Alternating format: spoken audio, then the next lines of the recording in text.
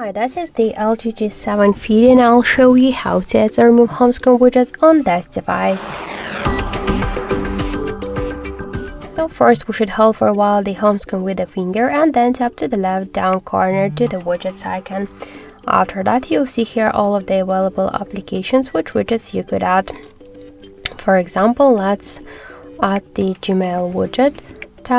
You should just hold it for a while and after that just drag it to the home screen.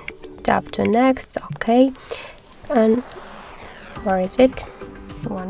Okay, we should log in, so let's select another one, for example the Google News.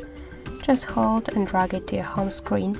To move widget on the screen or between the screens, you should just hold and drag it. If you want to resize the widget, hold it for a while and after that you could make it bigger or smaller, and to remove it from the home screen, hold it and drag it to remove icon.